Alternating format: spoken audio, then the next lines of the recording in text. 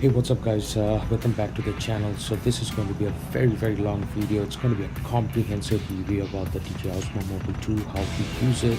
We're going to go through the app and everything, and we'll show you how the app works in conjunction with the device and how smooth the experience is with the newer Osmo Mobile 2. I think the newer Osmo Mobile 2 has taken a notch apart from the older generation by introducing a bigger battery and a better active tracking. Hit that like and subscribe button if you guys liked it. If you think that it was helpful for you, just leave comments below. I'll be very happy to read all those comments. And now let's begin then. So as you know that the Osmo Mobile 2 app, which one to download, that's a big question again. So at first we are going to go to DJI Go 4 app, and the DJI Go 4 is actually for drones and everything. So the DJI Go 4 actually is if you're having a Mavic Air Pro and stuff like that. That's what you can use for the DJI Go 4. As you will see that these are all for devices like drones and stuff like that. So DJI Go 4 is not your stuff. So you get out of that and go to your app store and download this app called the DJI Go. The DJI Go has Osmo, Osmo Plus, Osmo Mobile 2, Osmo Mobile. It actually has everything in it. Now, before we begin, you have also to remember that to connect this thing, you have to use the power button. So you press this button once. Let me turn this off so that you can understand. So now this device is off. Okay. Now to turn this on, what you need to do is the same thing. You just see this M button out here. There's a power logo out here. You press this and it turns on. So you see that stuff, it will turn on, and once it turns on, it's going to stay at an ISO level, so which means that it's not going to go up and down or anything, and it's going to be very stable on it, and you won't see any sort of stuff going weird or anything. Now in the map, in the app, you will see obviously that it's going to ask you to connect to your device. So there are a lot of varieties, so you can choose whichever one you have. I have the Osmo Mobile 2, and then go ahead and connect your device. It's going to turn on your Bluetooth, and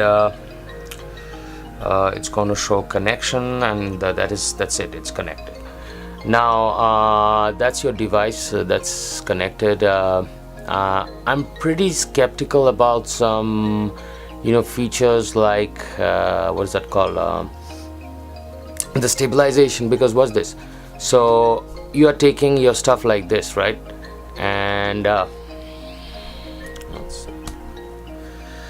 so what's this? So you're taking your stuff like this, right? So it should balance, right? So on a second, it should balance, right? So you should go from left and right, but you see nothing is going wrong. Like you're moving the joysticks. What's going on? Why is nothing working? Well, the M is actually different sort of modes, so you have to be well versatile about those modes, because M first time will lock you only to up and down. So that's your up and down. You are in the first mode. Now when you click this once, it changes its mode, and then in that mode you can go left and right. So left and right, and this is the thing. So we'll be going through all of these right now, and we'll be seeing what sort of modes we will be getting and everything. So now when you go on the top of the screen, you will see that there is a camera button. When you click on that camera, it actually toggles your camera, and it goes to, rather than shooting videos, it takes pictures. So self-explanatory next button, it's a video button, so it takes videos.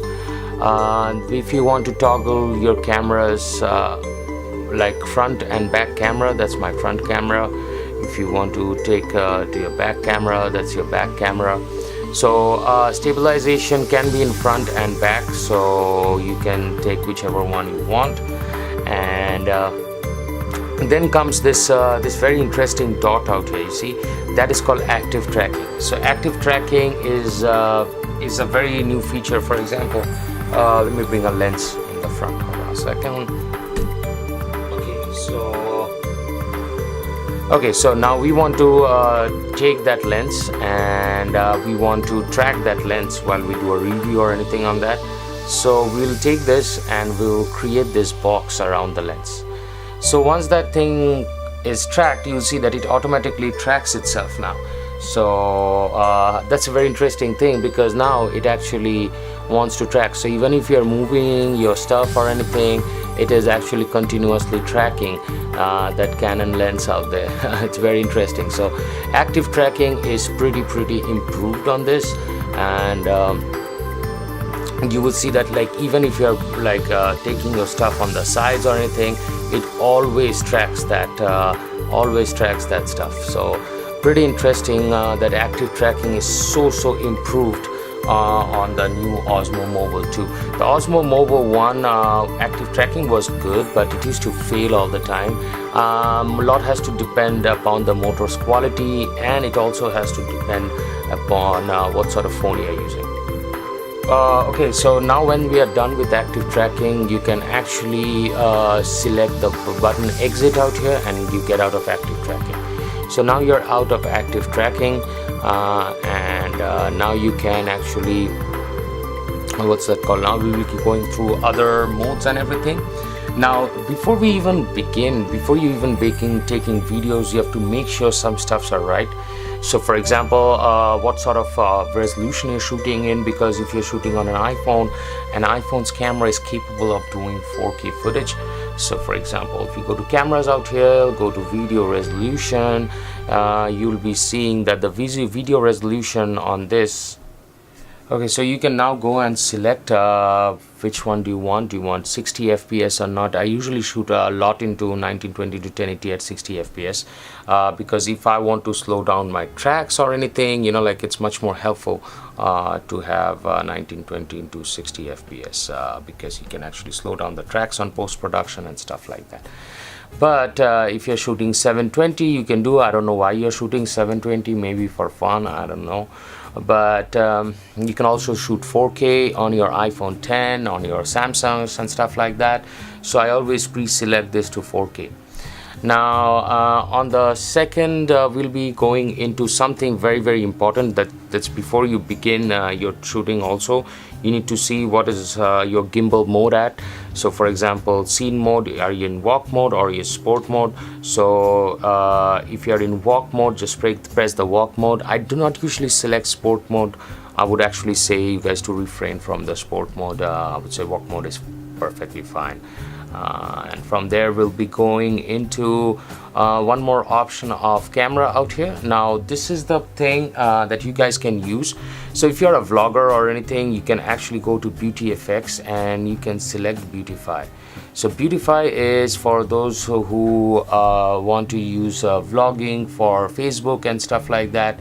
But if you are not doing pro photography or pro videography or pro mobile photography, then the problem is that you'll see this, that the video resolution is restricted to 720p.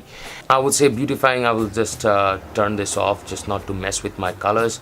Auto white balance is what I love. Also, you will see that I have no grids out here, so I'll go out there and I'll select grid lines. So grid lines actually will allow me to see what is my frame size or anything. For example, right now my grid lines is all messed up out here also. So yeah, that's your grid lines and all that stuff, and that's it. You are more or less ready to go. There is nothing else. For example, now if you want to shoot a motion time lapse or hyperlapse or anything, what you can do is that go to normal out here, and now you can select what you want to shoot. You want to shoot standard, you want to shoot slow motion, time lapse or stuff like that. Oops. So for example, if you are shooting motion time lapse, so motion time lapse actually gives you a frame. So it's going to give you a small you know, like a tutorial how to do it, but I'll be showing you how to do that stuff very easily. So if you have a lot of moving objects or anything, then the motion time lapse becomes very interesting. So in our later videos, we'll be showing you how to do motion time lapse and all that stuff. But for right now, these are the basic ones, so that you can use. So you can actually, so I'll tell about this later on. I'm not going to talk you about the motion time lapse on and everything. But these are all the features: standard, slow motion, time lapse, hyperlapse, motion time lapse, and all that stuff. That's pretty much what you need to know. On the side of this. There is a zoom in, zoom out button which you can use. So when you press this, you see that I can zoom in and I can zoom out also. This is a very interesting feature I love on my Osmo, which was not there on Zhiyun. Was zoom in, zoom out was something out there, but I like to be out here so that I can zoom in, zoom out very easily, so there's no shakiness involved, yes. And that's pretty much it. You can actually use this button to toggle from camera to take your videos and stop your videos. This is the button to start on and stop your videos. Also remember, whenever you're starting your start to shoot or anything, you are entering into settings, you are going to gimbal, and you are calibrating this. Calibration is also a very important feature, very important thing in the new 3-axis gimbal world, because if you're not calibrating it, you'll face some issues and this is not going to track, it's not going to do its job. Right now you'll see that it's not even working properly just because I didn't do that calibration. So how does that calibration looks? So you press this start calibration and you make sure that it's on a flat surface. So you have to put this on a flat surface and that's it. You need to leave it out there. That's how it calibrates. Now it can actually go from landscape to portrait orientation. I don't know why we used to shoot in portrait. So now we are in portrait and portrait orientation. This is how it looks. And so yeah, that is all it. So that is the portrait orientation, and yeah, so it's pretty much it. I don't know why. What's up, guys? Yeah, that's me. Okay, so we'll be turning this camera around. Embarrassing situation in my small room. Hold on a second. Where's the camera? There you go. Yeah, we'll be turning this around now. Sneak peek in one room. Okay. So yeah, so that's I don't know why it's not for your back camera at all.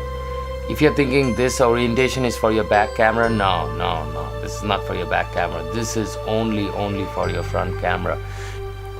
There's one more thing I forgot to talk about, guys, is that whenever you're taking a video or anything and you're supposedly pressing this button to take a video, you see that the video records, it shows you a timeline, but the bottom is showing 0.4 seconds, how much is left, your microphone controls and all that stuff, which is pretty good, pretty awesome, that it gives something like that.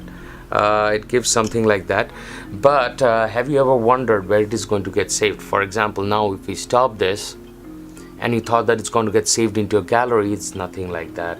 So let's go and check whether it's saved automatically in the gallery or not. So if you're going into photos, you see that this is not saved in the gallery at all. So the video that we just shot is not there in my gallery. So where is it saved actually? Well, it is saved in the app. So if you guys if you are thinking that it's saved somewhere else, no. So you go to the app again, you go out here, which is called play, and you will see that there are all my photos and videos. You can select whichever one you want. Like for example, I shot these 2 videos. You can open it up and you can play a review on this. So if you see that you like the stuff and everything, so it shows you a timeline or anything, you can either directly share, you can go out here and you can share it on stuff like Twitter, Instagram and stuff like that. Or what you can do is that the center of the screen, you will see a tiny, like a saving sign out here, like a floppy disk and stuff like that. You press that button, it will show you saved, and now it's saved in your gallery. If you want to know information about this, like what was the resolution, you press the I button, it shows you what sort of resolution it played in. Now I'm just going to go and delete, and I do not have anything left out here. Now what I can do is that I can go back to my photo album, and you will see that the videos are now finally saved in my stuff. If you guys like my channel is Opinions Matter. My last video was DJI Tello, and go ahead and like and subscribe to the channel. It will be highly appreciated. Thank you guys. You guys have a nice day. Adios.